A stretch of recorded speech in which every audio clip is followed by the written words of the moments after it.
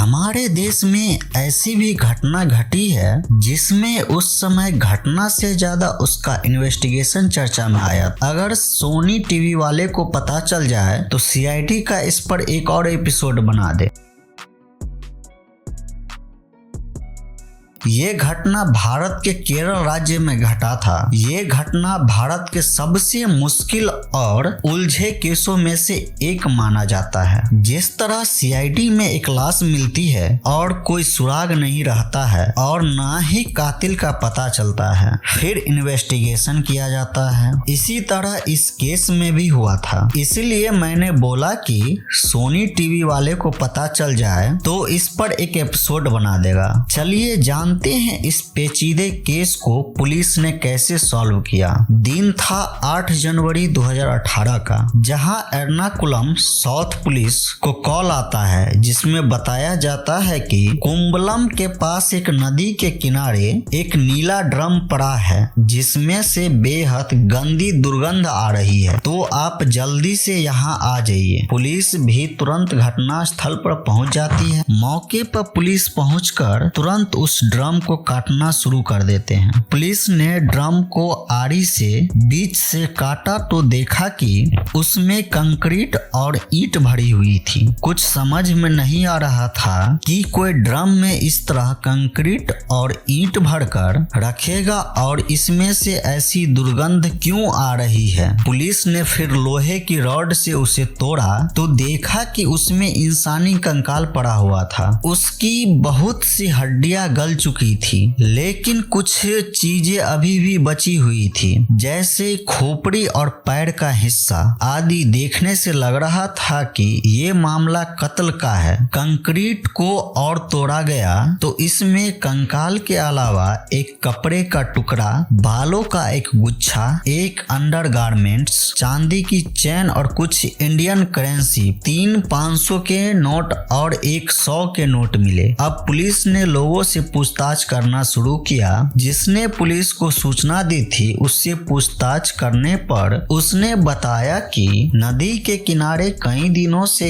एक नीला ड्रम पड़ा हुआ था। लोगों ने उस ड्रम पर पहले तो गौर नहीं किया, लेकिन जब उससे बेहद गंदी दुर्गंध आनी शुरू हुई तो वहां से आने जाने वाले लोगों का ध्यान उस पर जाने लगा, लेकिन किसी की हिम्मत नहीं हो रही थी ड्रम के पास जाने की। लेकिन एक दिन कुछ मछुआरे ने हिम्मत करके उस ड्रम के पास जाने का सोचा, लेकिन जैसे ही वे उस ड्रम के नजदीक पहुंचे तो वह दुर्गंध और बढ़ने लगी। उन्हें शक हुआ कि हो ना हो ये दुर्गंध किसी लाश की है, इसलिए उन्होंने तुरंत पुलिस को इसकी सूचना दी। घटना स्थल पर मिले सभी चीजों को पुलिस ने फोरेंसिक जांच के लिए एर्नाकुलम के एक मेडिकल कॉलेज में भेज दिया गया। अब डॉक्टर के सामने काफी चुनौतियां थी। उन्हें सबसे पहले ये पता करना था कि ये कंकाल किसी मर्द का है या औरत का, मरने वाले की उम्र क्या थी और उसकी मौत का कारण क्या था। इसमें सबसे पहले हड्डियों को रीअरेंज किया गया ताकि उसकी हाइट पता लगाई जा सके। जबड़ों की हड्डियों को रिक्रिएट किया गया ताकि मरने वाले की उम्र और जेंडर पता किया जा सके। वैसे जो बालों के गुच्छे मिले थे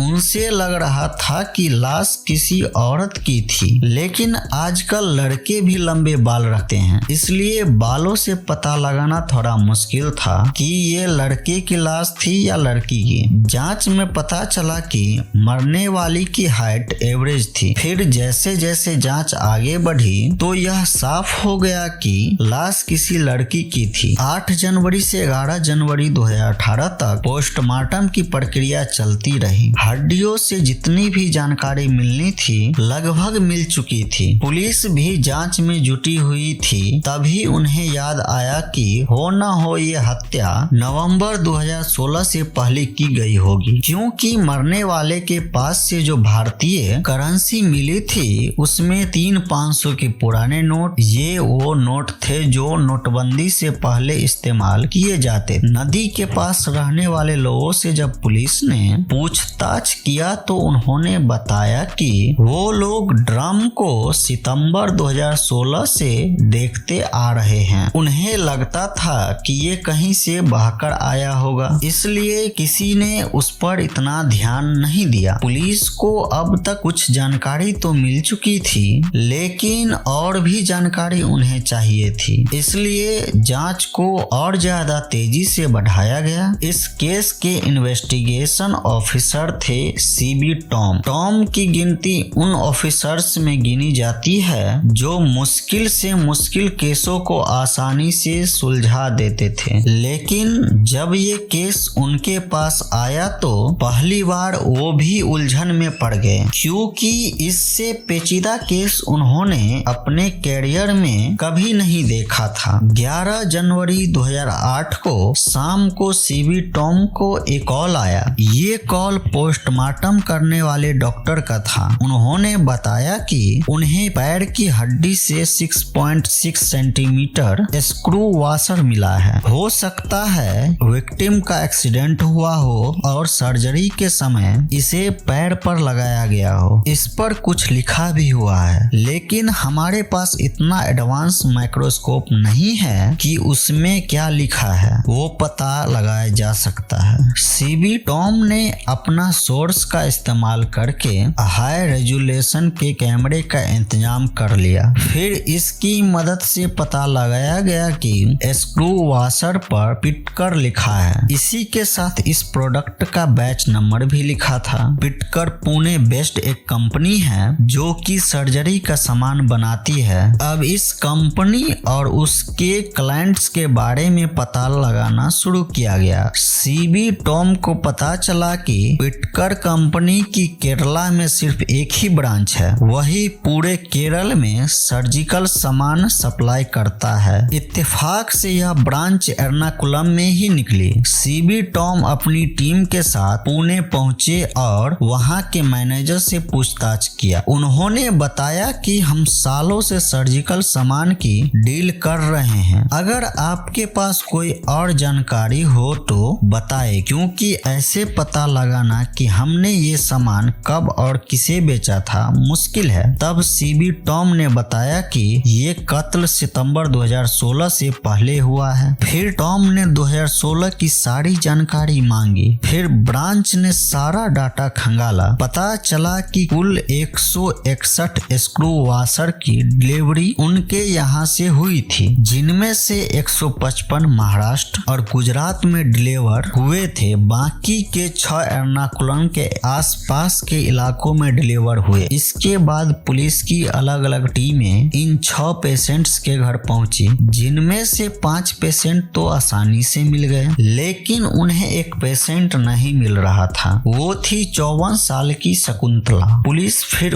उस हॉस्पिटल में पहुंची जहां शकुंतला का ऑपरेशन हुआ। वहां का सारा डाटा खंगाला गया, लेकिन शकुंतला के नाम के अलावा उन्हें वहां कुछ भी जानकारी नहीं मिली। लेकिन विजिटर्स की लिस्ट में पुलिस को एक नाम कई बार दिखा जो कि उनसे मिलने आती रहती थी। वो थी अश्वती दामोदरम। उसका एड्रेस भी वहां लिखा हुआ। पुलिस फिर उसके घर पहुंची। वहां उन्होंने अश्वती से शकुंतला के बारे में पूछा। अश्वती ने बताया कि शकुंतला मेरी माँ है, मेरी उनसे अब बात नहीं होती। सितंबर 2016 से वो लापता है। पुलिस ने पूछा कि अगर वो लापता है तो आपने रिपोर्ट क्यों नहीं लिखवाई? अश्वती ने कहा कि हमारी आपस में नहीं बनती थी, वो मुझसे बात करे या ना करे मुझे फर्क नहीं पड़ता, मेरा उनसे कोई मतलब नहीं है। पुलिस ये सब जानकर दंग रह गई। पुलिस को इसी के साथ उस पर शक भी हुआ, इसलिए उन्होंने उसका चिट्ठा खंगालना शुरू किया। दरअसल अश्वती एक लड़का से प्यार करती थी। शकुंतला को ये रिश्ता मंजूर नहीं था, फिर भी बेटी ने भागकर उस लड़के से शादी कर ली थी, जिसके बाद दोनों के 2 बच्चे हुए। लेकिन ये रिश्ता ज्यादा दिन नहीं चल सका और दोनों ने 2016 में एक दूसरे को तलाक दे दिया। उधर शकुंतला भी अपने पति से अलग एक किराए के घर में रहती थी। वो लॉटरी के टिकट बेचकर गुजारा कर करती थी। तलाक के बाद अश्वती अपनी माँ के साथ ही रहने लगी। इन्हीं दिनों शकुंतला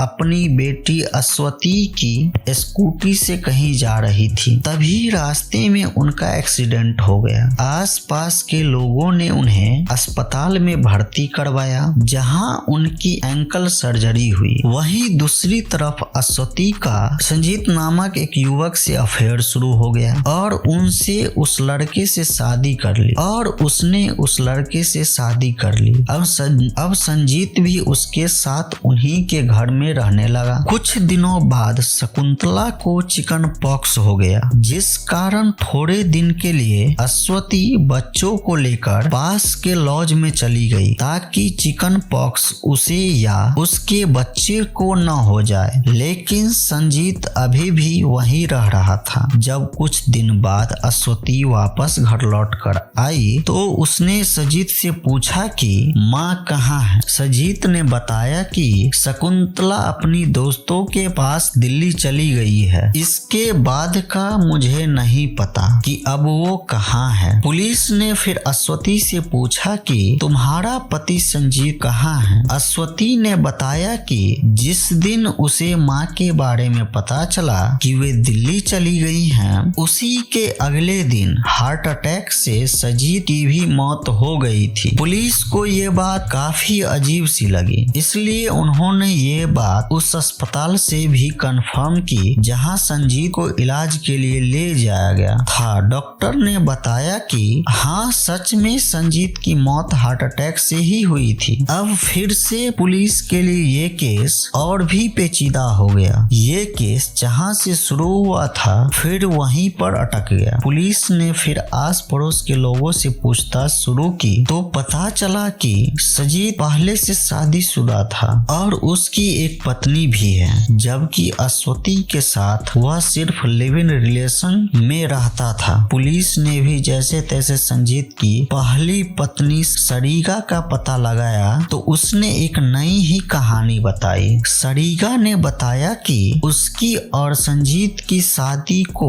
8 साल हो गए थे, फिर भी उन्हें कोई बच्चा नहीं हुआ। संजीत को बच्चों से काफी लगाव था, इसलिए उसका अफेयर अश्वती से शुरू हो गया। इस बात का पता जब सरीगा को लगा तो संजीत ने उसे यह कहकर मना लिया कि अश्वती की देखरेख के लिए कोई भी नहीं है और ऐसे में हमें उसे सहारा देना चाहिए, इससे उन्हें भी बच्चों का सुख मिल जाएगा। सरीगा भी इस बात के लिए मान गई और उसने अश्वती के साथ संजीत के अफेयर को मंजूरी दे दी। लेकिन जब इस बात का पता शकुंतला को लगा तो वह काफी गुस्से में आ गई। उसने कहा कि वह इस बारे में अपनी बेटी को बता देगी। सरीगा ने बताया कि मैं और मेरे पति शकुंतला को समझाने के लिए उनके घर भी गए। उस समय अश्वता एक लॉज में ही रह रही थी, लेकिन शकुंतला हमारी बात नहीं मानी। उसने कहा कि मैं अपनी बेटी और नाती से तुम्हें दूर करके ही रहूंगी। सरीगा ने बताया कि इसके बाद मैं घर आ गई। मुझे फिर आगे कुछ नहीं पता, क्योंकि अगले दिन तो हार्ट अटैक से मेरे ही पति की मौत हो गई। फिर पुलिस ने संजीत के दोस्तों से भी पूछताछ की। एक दोस्त को सब कुछ पता होता है। अब पता लगाते सीवी टॉम पहुंचे एक ऑटो ड्राइवर के पास जो संजीत का दोस्त था। इस ऑटो ड्राइवर ने एक खुलासा किया। 24 सितंबर 2016 को संजीत ने मुझसे एक नीले रंग का ड्रम मंगवाया, क्योंकि उसे सास के घर पर पानी स्टोर करके रखना था। पुलिस को इस बात में सच्चाई लगी, क्योंकि घटना स्थल पर भी एक नीले रंग का ड्रम था। ड्राइवर ने कहा, मैंने उसे ड्रम लाकर दे दिया था, उसके बाद मुझे नहीं पता। पुलिस ने उससे बाकी के दोस्तों के बारे में पूछा